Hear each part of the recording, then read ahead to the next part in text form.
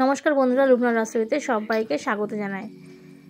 শীতের দুপুরে একটু খাবারের স্বাদ পাল্টানোর জন্যই আমি আজকে একটা নতুন রেসিপি নিয়ে হাজির হয়েছি। সেটা হচ্ছে আচারি বেগুন। বেগুন তো আমরা অনেক রকমভাবে খেয়ে থাকি। একবার এই আচারি বেগুন তৈরি করে দেখবেন, এতে গরম ভাত রুটি খেতে খুবই ভালো লাগে। আমি এখানে একটা ফ্রেশ বেগুন নিয়েছি, লম্বা। এবার বেগুনটাকে ভালো করে জল দিয়ে ধুয়ে তারপর আমি গোল গোল করে চাকা করে কেটে নিচ্ছি। আমি সমস্ত বেগুনগুলো কাটা হয়ে গেছে। এবার একটা বোলের মধ্যে রেখে দিলাম। তাতে কিছু মশলা মাখিয়ে নেব। দিয়ে দিলাম হাফ চামচ হলুদের গুঁড়ো, কালারের জন্য একটু কাশ্মীরি লঙ্কার গুঁড়ো দিয়েছি। দিয়ে দিলাম 1 চামচ নুন, স্বাদ মতো চালের গুঁড়ো দিলাম 1 চামচ, আর ময়দা দিয়েছি 1 চামচ। সবগুলোকে দিয়ে খুব ভালো মতো মাখিয়ে নিতে হবে। এমনভাবে মাখাতে হবে যাতে মশলার কোটিংগুলো বেগুনের গায়ে খুব ভালো মতো লেগে যায়। মশলাগুলো মাখানো হয়ে গেছে। এবার একটা কড়াই বসিয়ে দিয়েছি। কড়াইটা গরম হয়ে যেতে তার বেশ খানিকটা বেশি পরিমাণে সর্ষের তেল যোগ করেছি। এই রান্নাটা সর্ষের তেলে খুব ভালো আসে। তেলের পরিমাণটা নিজেরা পছন্দ মতন দেবেন। আমি একটু বেশি দিলাম। এবার সেই তেলের মধ্যে বেগুনগুলোকে দিয়ে দিয়েছি। মিডিয়াম টু লো ফ্লেমে বেগুনগুলোকে একটু ভাজা করে নিলাম। 1 পিঠ ভাজা হয়ে গেছে। বেগুনগুলোকে উল্টে দিলাম। উল্টে পাল্টে বেগুনগুলোকে ভেজে নিয়েছি। এবার 2 পিঠই ভাজা হয়ে গেছে। বেগুনগুলোকে একটা প্লেটের মধ্যে তুলে নিলাম। দেখতে পাচ্ছেন খুব বেশি লালচে করে ভাজিনি, কতটা সুন্দর কালার এসে গেছে। বাকি রান্নাটাই একই তেলের মধ্যে করে নেব।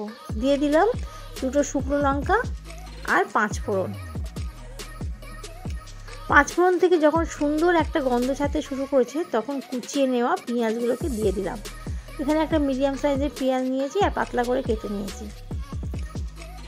সব কিছুকে ভালো করে 1 মিনিট মতো তেলের সাথে নাড়াচাড়া করার পর দিয়ে দিলাম সামান্য একটু লবণ। লবণটা দিলাম যাতে আদা রসুনটা দেওয়ার পর গায়ে ছিটিয়ে না আসে। এবার দিয়ে দিলাম তাতে 1 চামচ আদা রসুন বাটা। আদা রসুন বাটাটা তেলের সঙ্গে 1 মিনিট মতো ভালো করে কষিয়ে নিচ্ছি যাতে কাঁচা গন্ধটা চলে যায়। তাতে দিয়ে দিলাম একটা ছোট সাইজের টমেটো কুচি, হলুদ গুঁড়ো দিলাম পরিমাণ মতো, হাফ চামচ দিলাম লঙ্কার গুঁড়ো। সব কিছুকে দিয়ে ভালো করে কষিয়ে নিচ্ছি। আর তাতে সামান্য একটু জল যোগ করেছি যাতে মশলাটা কোনো রকম পুড়ে না যায়। এদিকে আমি একটা তেঁতুল নিয়েছি অল্প করে, কারণ এটা অনেক পুরানো তেঁতুল, কালো তেঁতুল।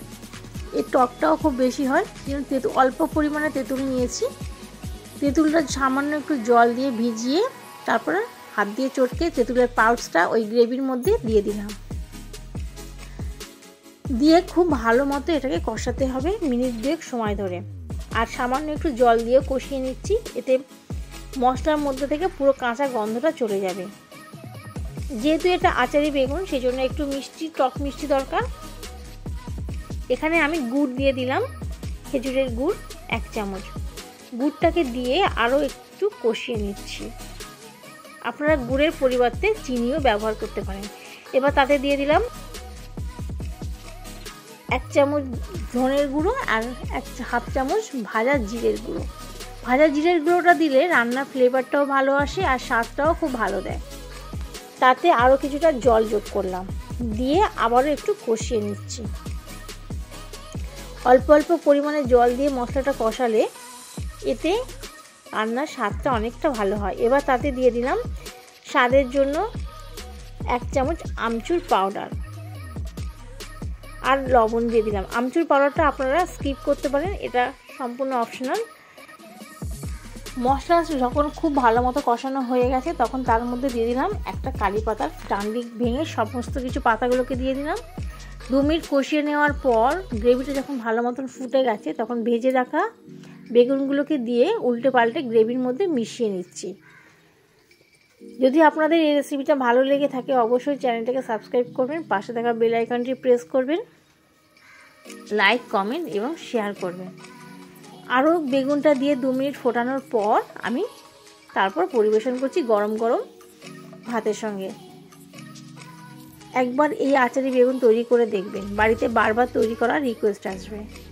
একদম ভিন্ন পদ্ধতিতে নতুন স্বাদের রেসিপি আপনাদের কেমন লাগলো অবশ্যই কমেন্টে জানাবেন।